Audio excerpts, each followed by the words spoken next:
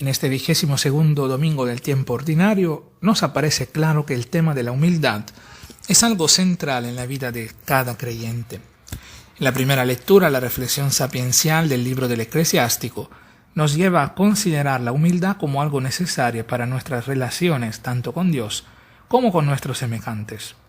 Es gracias a la humildad que podemos reconocer nuestro lugar en el mundo sin pretensiones ambiguas, reconociéndonos hijos de Dios y no iguales a Dios. Es gracias a la humildad que se generan mecanismos y dinámicas de solidaridad y de bien, porque vemos al otro como semejante nuestro y no como alguien inferior. El autor de este libro sapiencial nos dice también que grande es la misericordia de Dios, y toda la Biblia de hecho está empapada de este concepto. La misericordia de Dios es más grande que los errores y horrores humanos. La primera actitud entonces de humildad es dejarse tocar por esta misericordia divina, dejarse sumergir en este océano de amor que es Dios. Solo los humildes pueden comprender de forma plena esta misericordia, porque los soberbios creen que todo lo bueno que le pasa depende de ellos, con frases como ¿y Dios qué? Yo me hice, todo lo que tengo es fruto de mi trabajo, de mis capacidades, me lo merezco. Hay que aprender entonces a ser humildes, a tener, como nos exhorta este texto, oídos atentos como los sabios.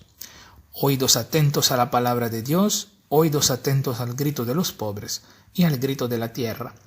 Oídos atentos para poder, en medio de tanta bulla, escuchar la voz de Dios. Y esta voz se manifiesta también en la creación que San Agustín llamaba la primera Biblia. La creación, obra magnífica de Dios, sufre porque nosotros nos creemos los dueños de todo. No amamos, no valoramos, no respetamos, no cuidamos la madre tierra, la Pachamama, sino que para nosotros la tierra se ha vuelto como una madrastra. Y al primer terremoto, al primer tsunami, al primer evento natural, apuntamos el dedo contra Dios. Es Dios quien nos está castigando, olvidando todo lo que hacemos a la tierra. Hoy celebramos también la Jornada Mundial de Oración por el Cuidado de la Creación, y cabe preguntarse, ¿y yo qué hago para cuidar la creación?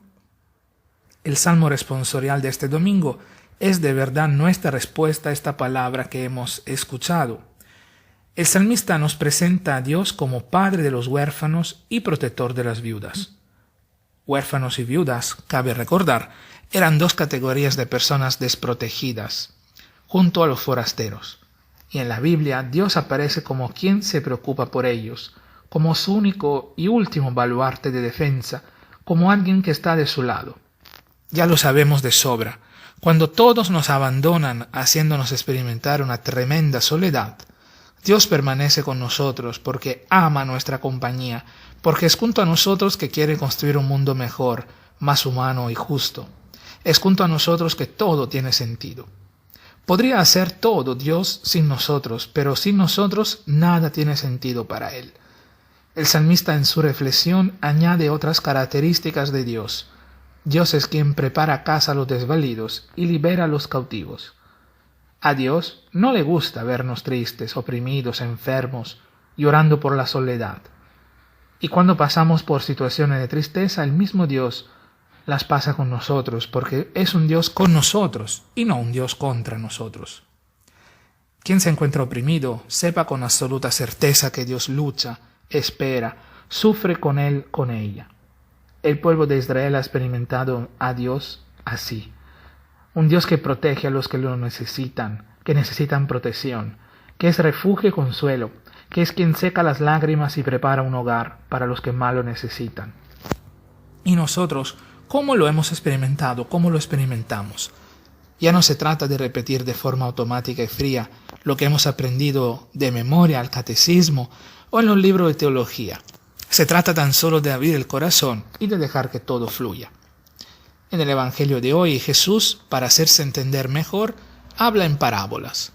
Lo hace porque, según cuanto nos relata Lucas en su capítulo 14, Jesús, entrando un día sábado en casa de un fariseo importante, había observado cómo los invitados escogían todos los primeros lugares. Y es entonces cuando Jesús propone a este fariseo y a todos nosotros, que muchas veces actuamos como fariseos modernos, la primera enseñanza. Es mejor, dice Jesús, no sentarse en los primeros asientos cuando se nos invita a una fiesta, porque podría llegar alguien más importante y estaríamos obligados a cederle el lugar y caminar avergonzados delante de todos hasta llegar al último asiento. Por el contrario, Jesús propone sentarnos en el último asiento. Qué lindo y reconfortante será escuchar la voz del dueño de la fiesta, que nos dirá delante de todos: amigo, sube más arriba. Notemos que el camino que propone Jesús es exactamente todo lo opuesto del camino que propone e impone esta sociedad, donde lo importante es aparecer. Lo importante es que los demás vean y reconozcan que eres importante, poderoso, que estás sentado en los lugares importantes.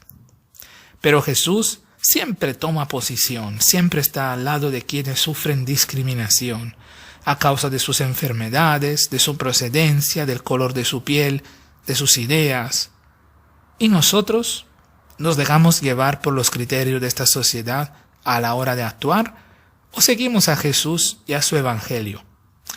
Pensemos en nuestras celebraciones solemnes, en nuestras catedrales. ¿Quiénes ocupan los primeros lugares en el templo? Las autoridades, obviamente, los que consideramos importantes.